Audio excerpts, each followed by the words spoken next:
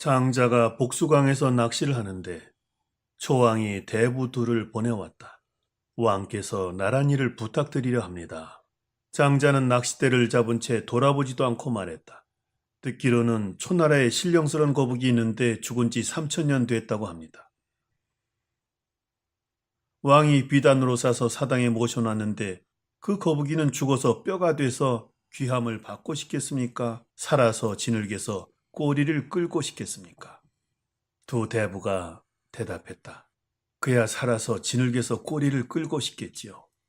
장자가 말했다. 돌아들 가시오. 나는 진흙에서 꼬리를 끌고 싶습니다. 장자 주수. 장자의 대답은 명확하다. 육체의 목숨을 부지하겠다는 것이 아니다. 참된 마음의 생명인 영혼의 자유를 잃지 않겠다는 말이다. 명예나 권력을 차지하면 할수록 영혼은 자유를 잃게 된다. 세속의 욕망에 집착하면 할수록 영혼은 병이 든다. 조주가 남촌에게 물었다. 무엇이 도입니까? 평상심이 도다. 여기서 조주가 말하는 평상심이란 일상의 평범한 마음이 아니라 순수한 본래 마음이다. 본래 마음이 아닌 것은 오염된 마음이다.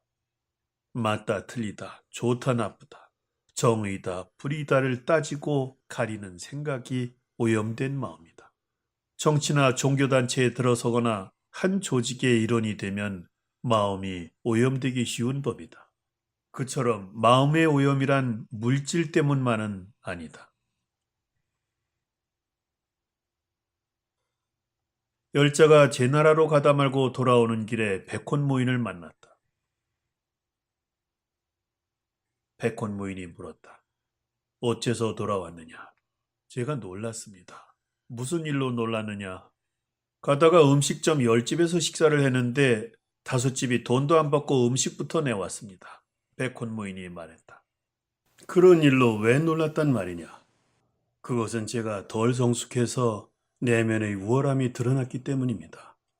밖으로는 사람들의 마음을 위압하고 다른 노인들을 하찮게 만들었으니 그건 제 자신이 재앙을 만드는 겁니다.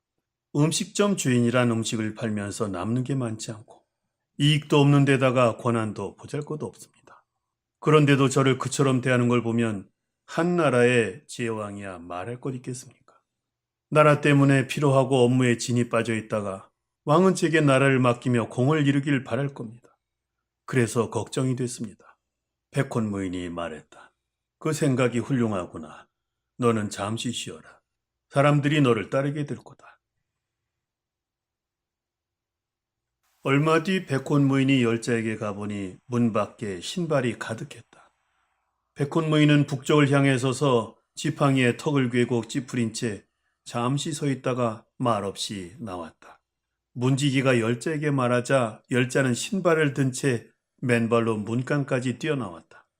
선생님께서는 오셔서 어찌 가르침도 주지 않으십니까? 백혼무인이 말했다. 그만두자.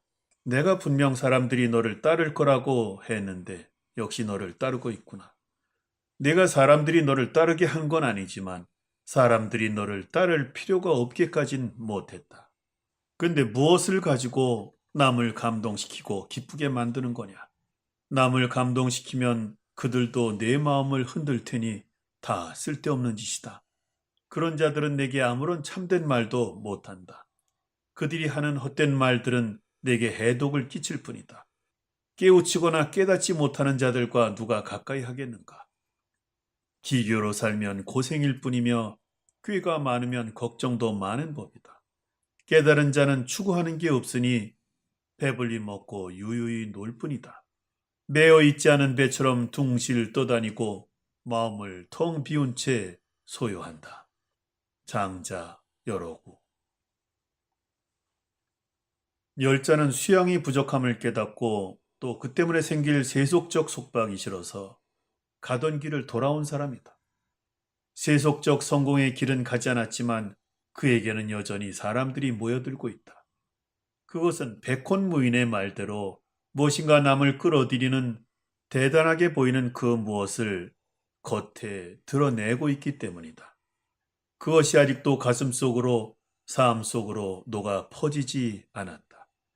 문제가 뭔지 열자가 몰랐던 이유는 백혼 무인이 지적하는 것이 부귀영화 등 외부의 것이 아니라 정신적인 부귀영화라는 내면의 것이기 때문이다.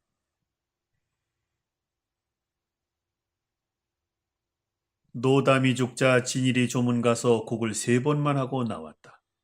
제자가 물었다. 선생님의 친구가 아닙니까? 친구지. 그런데도 그렇게 조문하시면 괜찮겠습니까? 그렇네.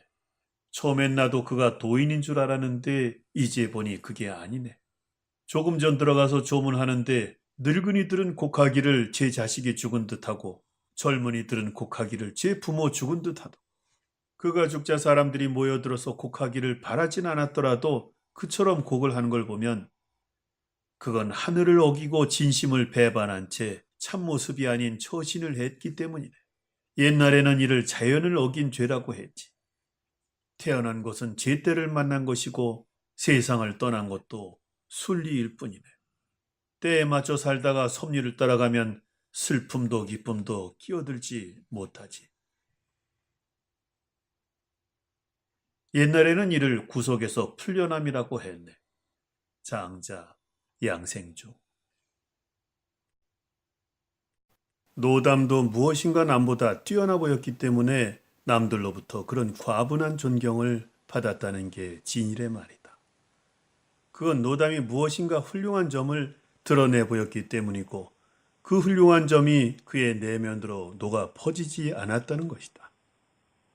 마치 많은 돈을 기부하면서 이름을 써붙인 것처럼 드러나게 했다는 말이다. 진정한 기부는 이름 없이 하는 법이다. 장자가 피하고자 했던 것은 물질적 부귀영화가 아니라 정신의 오염이었다.